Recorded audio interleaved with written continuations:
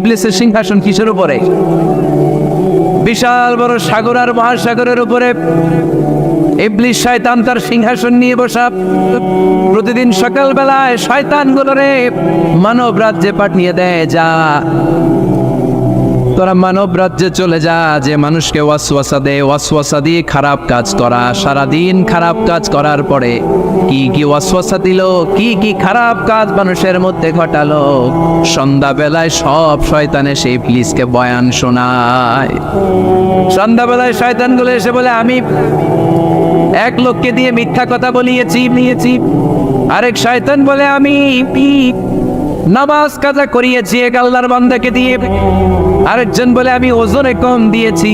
আরেকজন বলে, আমি সুদের ব্যবসার মধ্যে টাকা লাগানোর ব্যবস্থা করে দিয়েছি। এক একজন এক একটা ওয়াসওয়াসা দিয়ে আল্লাহর মুমিন বান্দাদেরকে ধোঁকা দিয়েছে। এগুলোর ফিরিস্তি এসে সব শয়তানেরা ইবলিসকে শোনায়, কিন্তু কোনো কথাতে ইবলিসের মন ভরে না।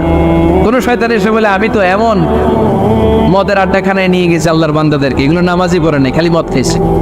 আবার কিছু শয়তান এসে বলে, আমি ক্যাসিনোতে নিয়ে গেছি, ওখানে খালি জুয়া খেলছে। আবার কিছু শয়তান এসে বলে, আমি বাজারের মধ্যে ফরমালিনের এই ওয়াসওয়াসা ঢুকাই দিছি। একটার পর একটা শয়তানি ফিরিস্তি তারা ইবলিসকে শোনায়, কিন্তু কোনো কাজে ইবলিসের মন ভরাতে পারে না। একজন এসে বলে, আনা মা তারাকতুহু বাইনার রাজুলি ওয়া ইমরাআতিহি হাত্তা ফাররাকতু, আমি একজন ইমানদার নারী পুরুষের মধ্যে ঝগড়া লাগাইয়া ওই ঝগড়া বাড়াতে তালাক পর্যন্ত নিয়ে গেছে। নাউজুবিল্লাহ পড়বেন না? শয়তান এবার তার উপর খুশি হয়ে যায়। সব শয়তানগুলোকে ঠেলে ইবলিস এই শয়তানকে কাঁধে তুলে নাচতে শুরু করে দেয়। কারণ মুমিন বান্দার সংসার যদি ভেঙে যায় শয়তান খুশি হয়ে যায়, আর মুমিন বান্দার সংসার টিকে থাকলে খুশি হয়ে যায় কে?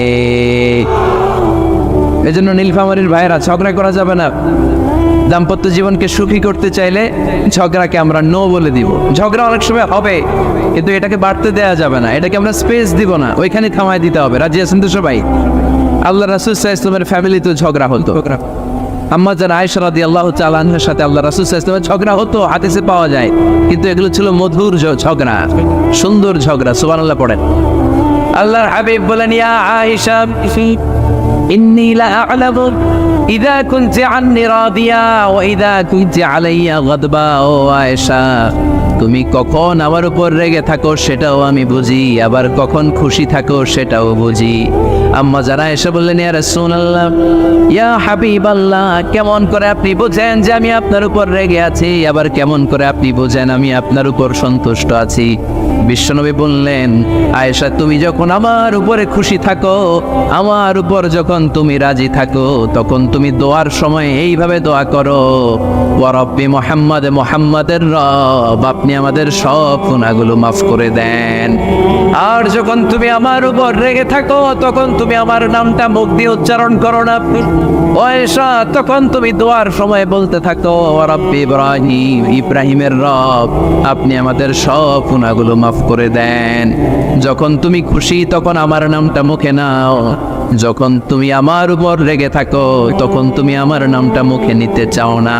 আম্মা জান আয়েশা বললেন, ইয়া রাসূলুল্লাহ, ইয়া হাবিবাল্লাহ, মা হাজুরু ইল্লা ইসমাক, আমি শুধু আমার মুখ থেকে আপনার নামটারে সরায় রাখি, আমার হৃদয় থেকে কোনোদিন আপনারে সরাতে পারি না। মা হাজুরু ইল্লা ইসমাক, নবী হে, আমি তো শুধু মুখ থেকে আপনার নামটারে বাদ দেই, আমার হৃদয় থেকে তো আপনারে বাদ দিতে পারি না। আমার হৃদয় পুরোটা জুড়ে শুধু আপনি আর আপনি। চিল্লায় পড়েন আল্লাহু আকবার। তার মানে আম্মা জান আয়েশাও আল্লাহ রাসূল সাল্লাল্লাহু আলাইহি ওয়াসাল্লামের উপর রেগে থাকতেন মাঝে মাঝে, বিশ্বনবী মাঝে মাঝে রাগ করতেন। একবার খুব বেশি রাগারাগি হয়ে গেল, অনেক ঝগড়া হয়ে গেল। এবার আল্লাহ রাসূল সাল্লাল্লাহু আলাইহি ওয়াসাল্লাম খেয়াল করলেন না, এত ঝগড়া তো করা ঠিক হবে না। তখন আল্লাহর হাবিব সাল্লাল্লাহু আলাইহি ওয়াসাল্লাম বললেন, আয়েশা, চলো মিটমাট করি। কি করি? হ্যাঁ, মিউচুয়াল করি না, মিটমাট। এই যে ঝগড়া লাগলে আবার যে মিলায় দেয়, এটা কি বলেন আপনারা নীলফামারীতে? মিটমাট। আল্লাহ হাবিব সাল্লাল্লাহু আলাইহি ওয়াসাল্লাম বললেন, আয়েশা, চলো আমরা মিটমাট করি, আমরা আর ঝগড়া না করি। আম্মা জান আয়েশা বললেন, ঠিক আছে, চলেন মিটমাট করি। বিশ্বনবী বলেন, ঠিক আছে, একজনকে নিয়ে আসি যে দুইজনের মাঝে মিটমাট করাই দিবে। কারে নিয়ে আন? ওমরে ফারুককে নিয়ে আসি। আম্মা জান আয়েশা বলে, না, ওমরু গলিদ, ওমরের মেজাজ গরম, আমার ভয় লাগে। সুবহানাল্লাহ পড়বেন না? বিশ্বনবী বললেন, তাহলে তোমার আব্বারে নিয়ে আসি। কই নিয়ে আসেন? আব্বারে খুব ভালো লাগে। বিশ্বনবী বললেন, ঠিক আছে, তোমার কথাই রইল, ওমরকে ডাকবো না, তোমার আব্বা আবু বকরকে নিয়ে আসবো। বিশ্বনবী মিটমাট করার জন্য সাইয়েদনা আবু বকর রাদিয়াল্লাহু তাআলা আনহুকে ডেকে নিয়ে আসলেন। সাইয়েদনা আবু বকর রাদিয়াল্লাহু তাআলা আনহু ঘরে ঢুকলেন। বিশ্বনবী বললেন, আয়েশা, আমার আর তোমার মাঝে কি নিয়ে ঝগড়া হয়েছে? কথাটা কি তুমি বলবা নাকি আমি বলবো? আম্মা জান আয়েশা বলেন, আপনি বলেন, তবে মিথ্যা বললেন না, যা ঘটছে ওইটাই বললেন। ওলা তাকুলিল্লাহ হাক্কান, যেটা সত্য ওইটাই বলবে, অন্য কিছু বলবেন না। আবু বকর রাদিয়াল্লাহু তাআলা আনহু তো শুনে রেগে মেগে আগুন। কি এত বড় সাহস, বিশ্বনবীর সামনে দাঁড়িয়ে তুমি এভাবে কথা বলো? এই আদব শিক্ষা দিয়েছি তোমাকে আমি। রেগে গেলেন। বিশ্বনবী কি সত্য ছাড়া মিথ্যা কিছু বলবেন? রেগে মেগে চিৎকার করে মেয়ের গালের মধ্যে দিলেন এক চপেট আঘাত। এক থাপ্পড় খেয়ে আম্মা জান আয়েশা উল্টায় পড়লেন। আবার মারার জন্য সাইয়েদনা আবু বকর রাগে গড়গড় করছিলেন, মেয়েরে আবার মারার জন্য উদ্যত হলেন। বিশ্বনবী অবস্থা ভয়ঙ্কর দেখে সাইয়েদনা আবু বকরের সামনে দুই হাত মেলে এইভাবে দাঁড়িয়ে গেলেন। বিশ্বনবীকে যখন আবু বকর রাদিয়াল্লাহু তাআলা আনহু দাঁড়াতে দেখলেন, সাইয়েদনা আবু বকর মুহূর্তের মধ্যে থেমে গেলেন। সুবহানাল্লাহ পড়েন। সাইয়েদনা আবু বকর রাদিয়াল্লাহু তাআলা আনহু ঘর থেকে বের হয়ে গেলেন। এবার বিশ্বনবী আম্মা জান আয়েশার কাছে যেয়ে বলেন, ও আয়েশা, দেখো আমি তোমারে মাইট থেকে বাঁচাইলাম। আমি না থাকলে তোমার বাবা তোমারে আসে শেষ করে ফেলতো, ঠিক কি না? আমি বাঁচাইছি তোমারে। ইয়া আয়েশা কাইফা রাআইতিনি আন খুসতুকি মিনার রাজুল, দেখছো আয়েশা কেমনে বাঁচাইলাম তোমারে? আজকে আমি না থাকলে এমন পিটতে দিতে তোমার বাবা একেবারে খবর হয়ে যায়। আম্মা জান আয়েশা লজ্জায় পড়ে গেলেন, হেসে দিলেন। বিশ্বনবীও হেসে দিলেন। সুবহানাল্লাহ পড়েন। দুইজনের এই হাসির আওয়াজ ঘরের বাইরে থেকে সাইয়েদনা আবু বকর শুনতে পেলেন। উনি শুনে তো অবাক, কিরে এতক্ষণ তৃতীয় বিশ্বযুদ্ধ, এখন আবার আসে। ঘরে ঢুকলেন। ঘরে ঢুকার পরে আবু বকর রাদিয়াল্লাহু তাআলা আনহু বিশ্বনবীর বলেন, ইয়া রাসূলুল্লাহ, আশরিকানি ফি সিলমিকুমা কামা আশরাকতুমানি ফি হারবিকুমা। হে আল্লাহর রাসূল, আপনারা দুইজন ঝগড়া লাগলে মিটমাট করার জন্য আমারে যেমনি ডাকেন, আপনারা যখন সুখ আনন্দ আর হাসাহাসিতে ব্যস্ত থাকেন, ওই হাসির সময়গুলোতে শেয়ার করার জন্য তখনও আমার একটু ডাইকেন। পড়েন সুবহানাল্লাহ।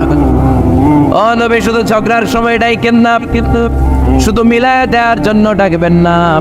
আপনাদের মধ্যে যখন সুখকর আনন্দময় হাসাহাসির মুহূর্তগুলো কাটে, ওই মুহূর্তগুলোতেও আমাকে এনে আপনারা শেয়ার করে দিয়েন। পড়েন সুবহানাল্লাহ।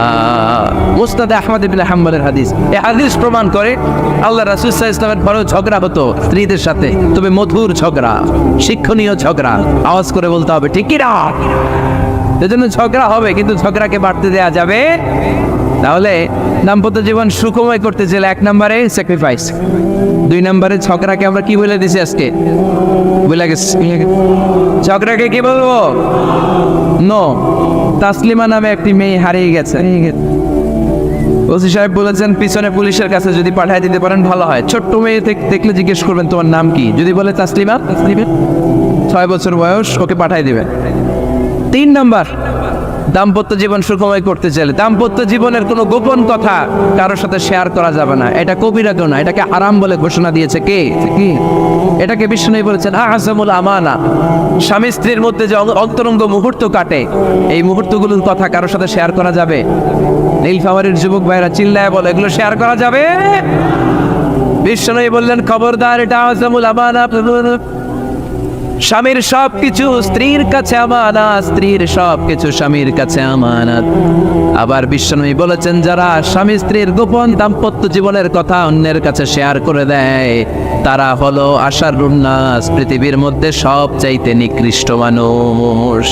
এরা নিকৃষ্ট, এদের চাইতে নিকৃষ্ট আর কেউ হতে পারে না। উলাইকা কাল আনআম বাল হুম আদাল।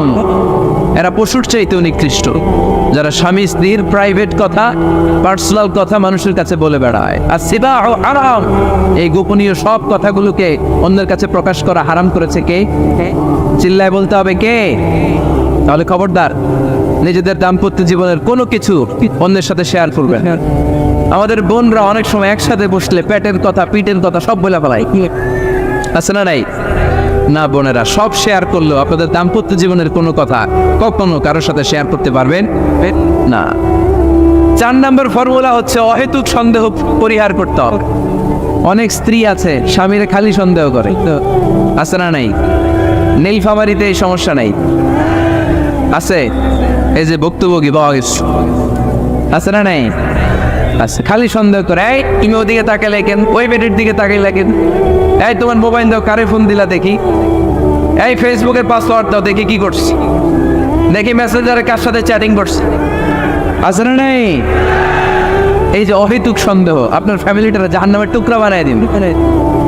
আবার অনেক স্বামী আছে স্ত্রীকে খালি সন্দেহ করে, এদিকে তাকালে সন্দেহ করে, ওদিকে তাকালে সন্দেহ করে, বাসায় থাকলেও সন্দেহ, বাইরে গেলেও সন্দেহ, এরকম আছে না নাই? না, অহেতুক সন্দেহ এটা পরিহার করবেন। এই সন্দেহ খুব খারাপ জিনিস। আমি ব্যক্তিগতভাবে অনেক কেস এরকম হ্যান্ডেল করেছি, এসে বলে হুজুর খালি সন্দেহ করে, এটা একটা রোগ। এটা কি আপনার ফ্যামিলিটারে শেষ করেছে। এই জন্য অহেতুক সন্দেহ পরিহার করবেন। হ্যাঁ, সত্যি যদি পরকীয়ার কোনো ঘটনা ঘটে থাকে ওটা নিয়ে বসেন, ফেস টু ফেস কথা বলেন, ফ্যামিলি মিটিং করেন, সরাসরি সেটেল করার চেষ্টা করেন। কিন্তু অহেতুক সন্দেহ একটা রোগ। এই রোগ থেকে আল্লাহ তুমি দাম্পত্য জীবনকে বাঁচাও, আমরা আওয়াজ করে পড়বো আমিন। 5 নাম্বার, স্বামী স্ত্রী একে অপরকে আল্লাহর বিধান স্মরণ করায় দিবে। স্বামী যদি ফজরের সময় ঘুমায় থাকে, স্ত্রী ডেকে দেওয়ার দরকার আছে না নাই? আবার স্ত্রী যদি ঘুমায় থাকে, স্বামীর ডেকে দেওয়ার দরকার আছে না নেই? কোন স্বামী যাবে জান্নাতে, তার স্ত্রী যাবে জাহান্নামে, আবার স্ত্রী হবে জান্নাতি, স্বামী যাবে জাহান্নামে। এরকম আমরা চাই নাকি? আমরা যখন জান্নাতে যাব, আমার স্ত্রীর হাত ধরে একসাথে জান্নাতে ঢুকতে চাই, ঠিক কিনা? আবার আমার স্ত্রী যখন জান্নাতে যাবে, সে একা ঢুকতে পছন্দ করবে? এজন্য আমরা দুনিয়াতে যেমনি এক ছাদের নিচে এক জায়গায় এক বাড়িতে, জান্নাতেও আমরা এক বাড়িতে থাকতে চাই। আওয়াজ করে বলতে হবে ঠিক কিনা? এই জন্য গবেষকরা বলেছে স্বামী স্ত্রীর ভালোবাসাটাকে তারা বলে লাভ পিরামিড। কি পিরামিড? লাভ পিরামিড। এই ত্রিভুজ আকৃতি। কিরে ভাই? লাভ পিরামিড, ত্রিভুজ আকৃতি, ট্রায়াঙ্গেল। আপনারা ত্রিভুজ চিনেন? কথা কয় না। ত্রিভুজের কয় কোণা? 3 কোণা। এই যে এরকম, তাই না? এই জন্য স্বামী স্ত্রীর ভালোবাসাটাকে বলে লাভ পিরামিড। উপরে এরকম সমুদ্রের মতো না, উপরে থাকে আল্লাহ, আর ডানে স্বামী, বায়ে স্ত্রী। এই 2 কোণায় স্বামী স্ত্রী, আর উপরের কোণায় আল্লাহ। স্বামী স্ত্রী যদি আল্লাহর আনুগত্যের দিকে যেতে চায়, যতই তারা the couple come to Allah, they come closer to each other। তারা যদি আল্লাহর কাছাকাছি যায়, তারা নিজেরাও কাছাকাছি হয়, ঠিক কিনা? তারা আল্লাহর কাছে যেতে যেতে যেতে যেতে আল্লাহর ইবাদতে যদি একেবারে আল্লাহর কাছে চলে যায়, তারা নিজেরাও কাছাকাছি চলে যায়, ঠিক কিনা? আর তারা আল্লাহর আনুগত্য থেকে যত দূরে সরে, তারা নিজেরাও নিজেদের থেকে তত দূরে সরে পড়ে। চিল্লায় বলেন ঠিক কিনা? লাভ পিরামিড এটা। এই জন্য the closer the couple comes to Allah, the closer the couple comes to each other। কাপল স্বামী স্ত্রী আল্লাহর ভালোবাসা নিজের মধ্যে যত গাঢ় করবে, আল্লাহর আনুগত্য যত বেশি করবে, আল্লাহর ইবাদত যত করবে, নিজেরাও তত কাছাকাছি আসবে। আর আল্লাহর যত বলবে, নিজেদের মধ্যে বড় বড় ফারাক করে দিবে কে? তাহলে এই 5টা বিষয় স্বামী স্ত্রীর উভয়ের উপর বর্তায়। এগুলো মেনে চললে দাম্পত্য জীবনকে সুখময় করে দিবে কে? আল্লাহ। এবার আমরা শুনবো আমাদের বোনদেরকে, যে ডান দিকে আমি শুনলাম আমাদের বোনদের বিশাল প্যান্ডেল, আছে না নাই? আজকে বোনদের দিয়ে শুরু করি। স্ত্রীদেরকে আল্লাহ কি দায়িত্ব দিয়েছে একটা ফ্যামিলিকে সুন্দর করতে, একটা দাম্পত্য জীবনকে সুন্দর করতে? স্ত্রীর 1 নম্বর দায়িত্ব হচ্ছে she should make a comfort to her husband। স্ত্রীর উচিত স্বামীর জন্য ঘরটাকে প্রশান্তির নীড় বানিয়ে রাখা। কি বানিয়ে রাখা? প্রশান্তির নীড়। স্ত্রী হওয়া উচিত এমন যাকে দেখলে স্বামীর চোখ জুড়ায়, স্বামীর প্রাণ জুড়িয়ে যায়, স্বামীর হৃদয়টা ঠান্ডা হয়ে যায়, ঠিক কিনা? আর স্ত্রীর দিকে তাকালে যদি মেজাজ গরম হয়ে যায়, মেজাজ খিটখিটে হয়ে যায়, ঝামেলা আছে না নাই?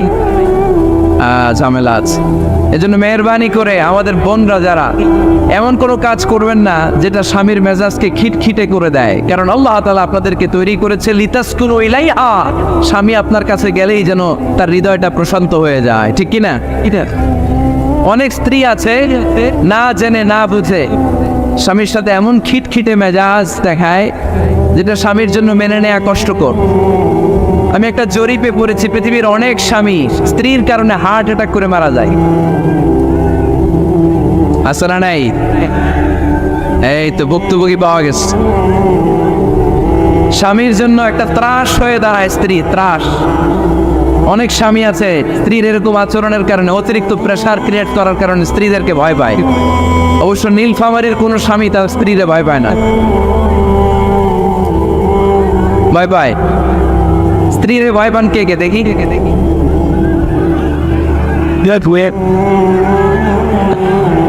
ভয় পান আপনারা? ভয় পান? হ্যাঁ, এক অফিসের বড় সাহেব তার স্ত্রীরে খুব ভয় পায়, প্রচন্ড ভয় পায়। তো সে মনে মনে ভাবলো, দেখি আমার অফিসের যারা স্টাফ আছে, ম্যানেজাররা আছে, এরা কতটুকু ভয় পায়, এরা ভয় পায় কিনা। তো একদিন সকালবেলা অফিসের সব স্টাফগুলোর একসাথে দাঁড় করে বলতেছে, এই আপনারা যারা যারা আপনাদের স্ত্রীদেরকে ভয় পান তারা ডান দিকে যান, আর যারা স্ত্রীকে ভয় পান না এরা বাম দিকে যান। অফিসের সব কর্মচারী ডান দিকে চলে গেছে, সবাই ভয় পায়, একজন শুধু বাম দিকে। বাম দিকে কয়জন ভয় পায় না, আর যারা ভয় পায় এরা ডান দিকে, ডান দিকে সবাই। তো বড় সাহেব ভাবছে, আলহামদুলিল্লাহ আমার অফিসে একজন হইলেও বীর পুরুষ আছে। তো বীর পুরুষের কাছে যেয়ে বলে, ঘটনা কি, আপনি মোটেও ভয় পান না? কয়, স্যার প্রতিদিন অফিস করার জন্য যখন ঘর থেকে বের হয় আমার বউ আমারে বলে দেয়, খবরদার সবাই যেদিকে যায় তুমি কিন্তু ওইদিকে যাইবা না, সবাই যেদিকে যায় তুমি ওইদিকে গেলে খবর আছে। বড় সাহেবকে খবরদার, এটা তো আরো ডরায়, ঠিক কি না? এজন্য বোনদেরকে বলবো, লিতাসকুনু ইলাইহা, এমন ভাবে আপনি আপনার স্বামীর সামনে নিজেকে প্রেজেন্ট করেন যাকে আপনাকে দেখলে আপনার স্বামীর চোখ জুড়িয়ে যায়, হৃদয়টা প্রশান্ত হয়ে যায়, আপনাকে দেখলেই আপনাকে ভালোবাসতে মনে চায়, ঠিক কি না? এজন্য রব্বুল আলামিন বলেন, আমি নারীদেরকে তৈরি করেছি লিতাসকুনু ইলাইহা, যেন পুরুষেরা স্ত্রীদের সংস্পর্শ যখন পায় পুরুষদের হৃদয়টারে প্রশান্ত করে দেয় কে? রব্বুল আলামিন বলেছেন, খাদিজার জন্য জান্নাতে আমি এমন একটা ঘর বানিয়েছি যেই ঘরের মধ্যে কোনো বিশৃঙ্খলা নাই। খাদিজার জন্য জান্নাতে এমন একটা প্রাসাদ আমি বানিয়েছি যেই প্রাসাদের মধ্যে কোনো আওয়াজ নাই, কোনো কোলাহল নাই। কুরাইশদের মাঝে যখন দাওয়াত দিতেন সব বিশৃঙ্খলা ঝামেলা গোলমাল শেষ করে রাতের বেলায় যখন খাদিজার ঘরে বিশ্বনবী ঢুকতেন, বিশ্বনবীর হৃদয়টারে প্রশান্ত করে দিত কে? আম্মাজান খাদিজা বিশ্বনবী সাল্লাল্লাহু আলাইহি ওয়াসাল্লামের জন্য এমন ঘর উপহার দিয়েছেন যেই ঘরে বিশ্বনবী আসলে বিশ্বনবীর হৃদয়টা ঠান্ডা হয়ে যেত। সুবহানাল্লাহ পড়েন। অনেক স্ত্রী আছে স্বামী ঘরে ঢুকলেই ঘরে আটা নাই, রুটি নাই, চাল নাই, ডাল নাই, এটা লাগবে ওইটা লাগবে, ওখানে যেতে হবে, একটার পর একটা ফিরিস্তি বলে বেড়ায়, আছে না নাই? না, এটা করবেন না। আপনার কি লাগবে এই সব দায় দায়িত্ব আল্লাহ তাআলা স্বামীকে দিয়েছে, স্বামীকে জানাবেন, তবে ধীরে সুস্থে স্বামীর জন্য ঘরটাকে এমন করে রাখতে হবে যেন ঘরে ঢুকলেই স্বামীর হৃদয়টারে প্রশান্ত করে দেয় কে? এজন্য স্ত্রীর প্রথম দায়িত্ব ঘরটারে প্রশান্তির নীড় বানানো। এখানে কি আবার কি এখানে মারামারি দুই দল নাকি?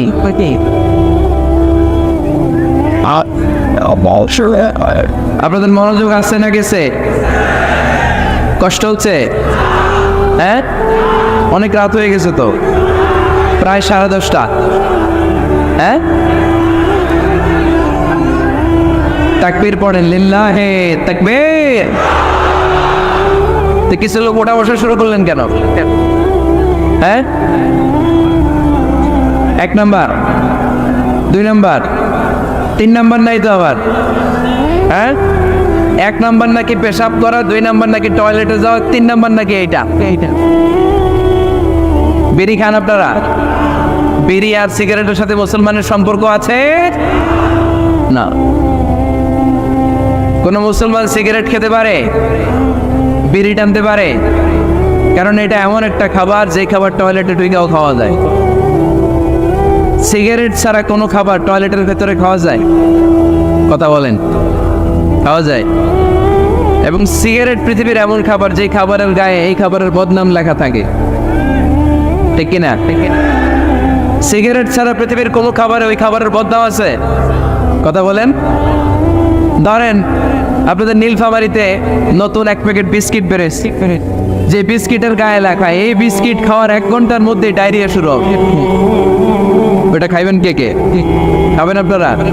কি বলবেন দোকানদারে, তোর বিস্কিট তুই খা, তোর ডায়রিয়া হোক। ঠিক কিনা? কিন্তু সিগারেটের গায়ে কিন্তু লেখা থাকে স্মোকিং কজেস ক্যান্সার, ধূমপান স্বাস্থ্যের জন্য ক্ষতিকর, ধূমপান কর্কট রোগের কারণ, ধূমপান করলে এটা বিষপানের শামিল। এই সিগারেট এটা তৈরি হয় তামাক পাতা থেকে, টোবাকো প্ল্যান্ট। এই তামাক পাতা চাষ হয় নাকি নীলফামারীতে? হ্যাঁ, বাংলাদেশে সবচেয়ে বেশি, সবচেয়ে বেশি নীলফামারীর কোন থানায়? সদরে, শহর অঞ্চলে। আচ্ছা, এই তামাক পাতার চারদিকে বেড়া দেওয়া লাগে না, জানেন? কারণ ছাগলও মুখ দেয় না। তো যেটা ছাগলে খায় না ওটা মানুষ খাইতে পারে? আওয়াজ করে বলেন। তাহলে ঝগড়ারে যেমনি আজকে আমরা নো বলে দিলাম, এই সিগারেট, এই মাদক, এগুলাকে আজকের প্রোগ্রাম থেকে আমরা নো বলে দিব। পারা যাবে? মাদককে আমরা নো বলে দিলাম। আওয়াজ করে বলেন, মাদক আর সিগারেটকে কি বললাম? নো। আল্লাহ তুমি বুঝার তৌফিক দান করো, আমরা পড়ি আমিন। একটা সুখী দাম্পত্য জীবনের জন্য স্ত্রীর 2 নাম্বার দায়িত্ব হচ্ছে স্বামীকে ইন্সপায়ার করা, স্বামীকে সাহস যোগানো, পিছন থেকে ড্রাইভিং পুশের মতো কাজ করা। কারণ স্বামীকে যখন স্ত্রী সাহস যোগায়, স্বামীর সাহস বেড়ে যায়, ঠিক কিনা? আল্লাহর হাবিব সাল্লাল্লাহু আলাইহি ওয়াসাল্লামের কাছে কোরআনের আয়াত নাযিল হলো, ইকরা বিসমি রাব্বিকাল্লাযী খালাক, খালাকাল ইনসানা মিন আলাক, ইকরা ওয়া রাব্বুকাল আকরাম, আল্লাযী আল্লামা বিল কলম, আল্লামাল ইনসানা মা লাম ইয়ালাম। পড়েন আল্লাহু আকবার। সূরাতুল আলাকের 5 আয়াত হেরা গুহায় যখন নাজিল হয়ে গেল, বিশ্বনবী সাইয়েদনা জিবরাইলকে নিজ আকৃতিতে দেখলেন। পা থেকে মাথা পর্যন্ত দেখে বিশ্বনবী ভয় পেয়ে গেলেন। বিশ্বনবী সাল্লাল্লাহু আলাইহি ওয়াসাল্লাম জীবনে 2 বার সাইয়েদনা জিবরাইল আলাইহিস সালামকে ওনার আসল আকৃতিতে দেখেছিল। আওয়াজ করে বলতে হবে, কয়বার? এক হচ্ছে মেরাজ রজনীতে সিদরাতুল মুনতাহায়, 2 হচ্ছে প্রথম যখন কোরআনের আয়াত নাজিল হয়, বিষ্ণু ইসা ইসলাম দেখলেন বিশাল একজন ব্যক্তি, পাটা হচ্ছে হেরা গুহায় আর মাথাটা হচ্ছে আকাশের উপরে। এই বিশাল একটা লোক, সে কোরআনের 5 আয়াত নিয়ে এসেছে সূরাতুল আলাক, আর বলতে শুরু করেছে, ইয়া মুহাম্মদ ইকরা, আপনি পড়ুন, আপনি পড়ুন, আপনি পড়ুন। 3 বার পড়ার আদেশ করার পরে বিষ্ণু ইসা ইসলাম পড়তে আরম্ভ করলেন, ইকরা বিসমি রাব্বিকাল্লাযী খালাক, খালাকাল ইনসানা মিন আলাক, ইকরা ওয়া রাব্বুকাল আকরাম, আল্লাযী আল্লামা বিল কলম, আল্লামাল ইনসানা মা লাম ইয়ালাম। বিষ্ণু ইসা ইসলাম পড়তে আরম্ভ করলেন। প্রথম কোরআনের আয়াত যখন নাজিল হয়ে গেল, বিষ্ণু ইসা ইসলাম ভয় পেয়ে গেলেন। হাত নাড়াচ্ছেন কেন আপনারা? হ্যাঁ, কি স্ক্রিনে দেখা যায়? আহারে কি আনন্দ আকাশে বাতাসে, সবাই খুশির ঠেলায়, খুশিতে আনন্দে ঠেলায় না? আল্লাহর হাবিব সাল্লাল্লাহু আলাইহি ওয়াসাল্লাম ভয় পেয়ে গেলেন। আপনাদের মনোযোগ তো নাই মনে হচ্ছে, তা হাত নাড়াচ্ছেন কেন? এদিকে দেখা, খরগোশের কানের মতো কান দুটারে খাড়া করে।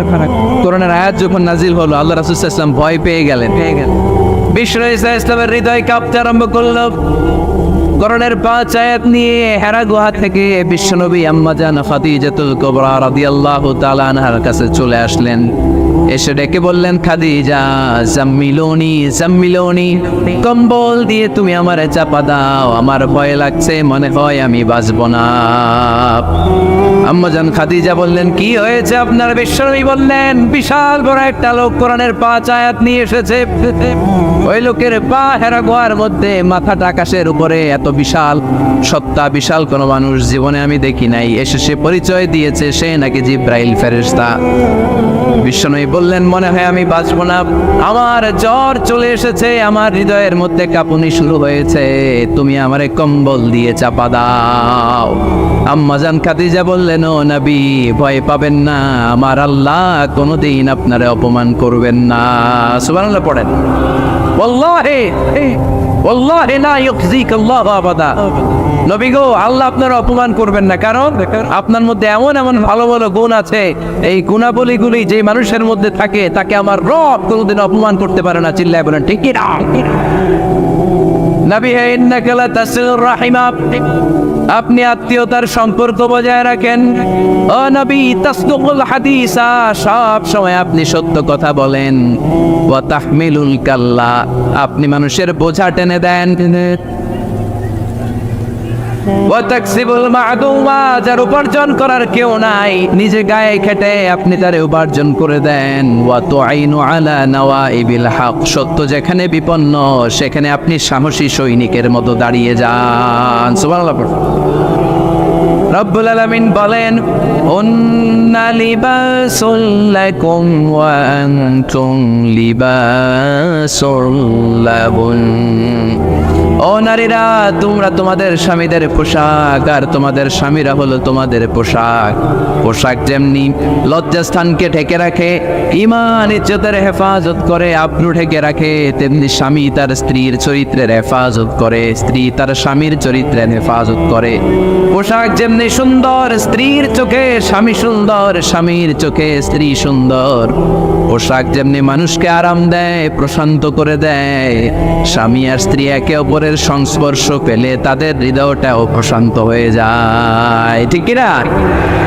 এজন্য আল্লাহ তাআলা পোশাকের সাথে তুলনা করেছেন। পোশাক একে অপরের পোশাক, পোশাক চামড়ার সাথে লেগে থাকে না, আলাদা থাকে, ঠিক থাকে। তার মানে স্বামী স্ত্রীর সম্পর্কটা এরকম মিলেমিশে ভালোবেসে একাকার, ঠিক কিনা? আর নিসাউ শাকাইকুর রিজাল, নারীরা পুরুষদের কাউন্টার পার্ট। নারী হচ্ছে পুরুষের সহযোগী। এই পৃথিবীর এই সভ্যতা, এই সিভিলাইজেশন, এই উন্নয়ন, এই ডেভেলপমেন্ট, এটা শুধু পুরুষরা করে নাই। এই উন্নয়নের অংশীদারিত্বে আমাদের বোনদের, নারীদেরও হাত আছে না নাই? এজন্য কাজী নজরুল বলেছেন, এ বিশ্বে যা কিছু সুন্দর চিরকল্যাণকর, অর্ধেক তার করিয়াছে নারী, অর্ধেক তার নর। চিল্লায় বলেন ঠিক কিনা? এজন্য এই মহাবিশ্বের এই সভ্যতায় আপনাদের যেমনি অবদান, আমাদের বোনদের অবদান আছে না নাই? স্বামী স্ত্রী এই দুজন মিলে এই বিশ্ব সভ্যতা তৈরি হয়েছে। এজন্য দুজনের মধ্যে সম্পর্ক হবে পোশাকের মতো। পোশাক যেমনি দেহের সাথে লেগে থাকে, স্বামী স্ত্রীর মধ্যে এরকম সুসম্পর্কের দরকার আছে না নাই? আচ্ছা, আজকে আমরা জানার চেষ্টা করব কি করে স্বামী আর স্ত্রীর মধ্যে এই সুসম্পর্ক বাড়ানো যায়, ইনক্রিজ করা যায়। কি করে আমাদের মধ্যে মারামারি, কাটাকাটি, ঝগড়া, ডিভোর্স এই রেটটা কমানো যায়, এ ব্যাপারে আমাদের জানার দরকার আছে না নাই? ইসলামী শরিয়া স্বামী স্ত্রী প্রত্যেককে ইন্ডিভিজুয়ালি আলাদা আলাদা কিছু দায়িত্ব দিয়েছে। স্বামীকে কিছু দায়িত্ব দিয়েছে, আবার স্ত্রীকে কিছু দায়িত্ব দিয়েছে, আবার উভয়কে কিছু দায়িত্ব দিয়েছে। আমরা শুরুতে স্বামী স্ত্রীর উভয়কে আল্লাহ তাআলা কি দায়িত্ব দিয়েছে এটা জানবো। তারপরে স্ত্রীদেরকে আল্লাহ তাআলা কি দায়িত্ব দিয়েছেন সেটা জানবো। সবশেষে স্বামীদেরকে আল্লাহ তাআলা কি দায়িত্ব দিয়েছে সেটা জানবো। এই দায়িত্বগুলো পালন করার মধ্য দিয়ে দাম্পত্য জীবনকে সুখময় করে দিবে কে? আল্লাহ। শুরুতে আমরা জানবো দ্য কালেকটিভ রেসপন্সিবিলিটি, যৌথ দায় দায়িত্ব কি আছে স্বামী আর স্ত্রীর, কেমন করে দাম্পত্য জীবনকে সুখময়, শান্তিময় করতে হয়। একটা দাম্পত্য জীবন কলহমুক্ত করতে চাইলে, সুখময় করতে চাইলে সর্বপ্রথম স্বামী স্ত্রীর যেটা খেয়াল রাখতে হবে সেটা হচ্ছে স্বামী স্ত্রীর উভয়ের স্যাক্রিফাইসের মানসিকতা থাকা লাগবে। স্যাক্রিফাইস, আওয়াজ করে আমার সাথে সাথে বলেন স্যাক্রিফাইস। এই স্যাক্রিফাইস ছাড়া দাম্পত্য জীবন টিকবে? দুইজনেই যদি ঝগড়া করে, দুইজনেই যদি রেগে যায়, ঝামেলা আসে না নেই? স্বামী রেগে গেলে স্ত্রীকে থেমে যেতে হয়, আবার স্ত্রী রেগে গেলে স্বামীকে থেমে যেতে হয়। স্বামীও যদি রেগে যায়, স্ত্রীও যদি রেগে যায়, তাহলে তৃতীয় বিশ্বযুদ্ধ বেঁধে যাবে, ঠিক কি না? এই জন্য রেগে গেলেন তো হেরে গেলেন, রাগা যাবে না। স্বামী যদি রেগে যায়, স্ত্রী থেমে যেতে হবে। স্ত্রী যদি রেগে যায়, স্বামী থেমে যেতে হবে। এটাই দাম্পত্য জীবনের সুখ আর সমৃদ্ধির মূল ফর্মুলা। স্যাক্রিফাইস করতে হবে। এর কারণ আপনি যদি দোষ খুঁজতে শুরু করেন, দোষ ছাড়া পৃথিবীতে মানুষ নাই, ঠিক কিনা? No one is perfect in this world. এই পৃথিবীতে কেউই পারফেক্ট না। আপনি যে আপনার স্ত্রীর দোষ খোঁজেন, আপনারও দোষ আছে না নাই? আবার ভাবি যদি আপনার খালি দোষ খোঁজে, ভাবিরও দোষ আছে না নাই? না, এজন্য দোষ খুঁজবেন না, স্যাক্রিফাইস করেন, একটু মানিয়ে নিন। দাম্পত্য জীবনটা এরকমই, একটু ছাড় দিতে হয়, একটু মানিয়ে নিতে হয়। দাম্পত্য জীবনে কখনো মন খারাপ, কখনো মন ভালো, কখনো রোদ, কখনো বৃষ্টি, এই নিয়েই দাম্পত্য জীবন, ঠিক কিনা? তাহলে দাম্পত্য জীবনে যদি আমরা সুখ পেতে চাই, সকল নবদম্পতিকে বলবো একটু ছাড় দেওয়ার মানসিকতা বিল্ড আপ করেন, একটু মানিয়ে নেন, একটু ছাড় দেন, একটু মিলেমিশে চলেন, এক স্যাক্রিফাইস আমাদের জীবনটারে, আমাদের দাম্পত্য জীবনটাকে একটা জান্নাতি দাম্পত্য জীবন বানায় দিবে, ঠিক কিনা? দাম্পত্য জীবনকে সুখী করার 2 নাম্বার ফর্মুলা হচ্ছে ঝগড়া করা যাবে না। আপনারা ঝগড়া করেন নাকি? হ্যাঁ, বউয়ের সাথে ঝগড়া করেন না এরকম বিবাহিত পুরুষ কে কে আছেন দেখি এখানে? হাত তুলছে অনেকে, বিশ্বাস হয় আপনাদের? হ্যাঁ, অনেক ঝগড়া। হ্যাঁ, আচ্ছা, মেয়েরা বেশি করে? না, এই মহিলা প্যান্ডেল আছে এদিকে, এদেরকে জিজ্ঞেস করলে বলবে সব দোষ আপনাদের, আর আপনারা দোষ দিচ্ছেন এদের। তো ঝগড়া করবেন না মেহরবানি করে, সম্মানিত ভাইরা, ঝগড়া করবেন না। কারণ এই ঝগড়া থেকে, সামান্য ঝগড়া থেকে অনেক সময় বিচ্ছেদের দিকে চলে যায় সম্পর্ক।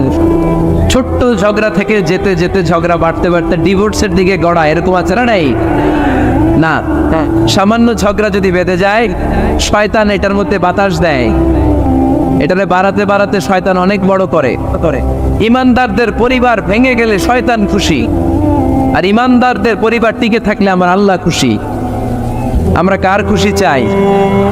জোরে বলতে হবে, খুশি চাই কার? শয়তান সব সময় চায় ইমানদারদের ফ্যামিলি ভেঙে দিতে। Always it tries its level best to break down the relationship of a moving family. একজন ইমানদারের ফ্যামিলি কি করে ব্রেক ডাউন করে দেয়া যায়? যেন ঝগড়াই করবো না। আপনি ঝগড়া করলে ভাবি যেন ঠান্ডা থাকে, ভাবি ঝগড়া শুরু করলে আপনি ঠান্ডা থাকবেন। ঝগড়া করা যাবে না, কিন্তু ঝগড়া হয়ে যায় ফ্যামিলিতে, এটাকে চেক দিতে হবে। ঝগড়া নিয়ে অনেক মজার মজার গল্প আছে, একটা গল্প দিয়ে আজকে শুরু করি। এক লোক মাহফিল শেষ করে 11টার দিকে বাসায় ফিরেছে। তো বাসায় ঢুকার আগে তার ওয়াইফকে ফোন দিয়েছে, ফোন দিয়ে বলতেছে, এই মাহফিল শেষ, আমি কিন্তু বাসায় চলে আসতেছি, শুরু করার আগে তাড়াতাড়ি দরজাটা খোলো। তো স্ত্রী আবার রাতের খাবার স্বামীকে ছাড়া খায় না, তো স্ত্রী দরজা খুলে দাঁড়ায় আছে, স্বামী বেচারা আসছে। আসার পরে স্ত্রীকে বলতেছে, এই শুরু করার আগে রাতের খাবার দিয়ে দাও, খেয়ে নেই। তো স্বামী ওয়াশরুম থেকে ফ্রেশ ট্রেশ হয়ে আসছে, স্ত্রী বেচারিও ডাইনিং টেবিলে খাবার দিয়েছে। এবার স্বামীও খেতে বসেছে, স্ত্রীও খেতে বসেছে। স্বামী আবার বলতে আরম্ভ করছে, শুরু করার আগে ফ্যানটা ছাড়ো, খুব গরম লাগতেছে। এবার তো স্ত্রী রেগে মেগে আসলেন, কি আসার পর থেকে শুরু করার আগে কি শুরু করার আগে? স্বামী বলতেছে, এই তো শুরু হয়ে গেল, এই শুরু হয়ে গেল। মানে কি? ঝগড়া। নীলফামারীর ভাইয়েরা, এটা শুরু করা যাবে না। শুরু করবেন আপনারা? ঝগড়া করবেন? আমাদের ফ্যামিলিগুলো থেকে ঝগড়াকে আজকে থেকে আমরা নো বলে দিলাম। মানে না, ঝগড়াকে কি বললাম? সবাই বলতে পারেন না, আওয়াজ করে বলেন, ঝগড়াকে আমরা কি বলবো? নো। ঝগড়া করা যাবে। শয়তান ঝগড়া বাঁধে খুব উস্তাদ। সহিহ মুসলিমের হাদিস, ইন্না ইবলিসা ইয়াদাউ আরশাহু আলাল মা।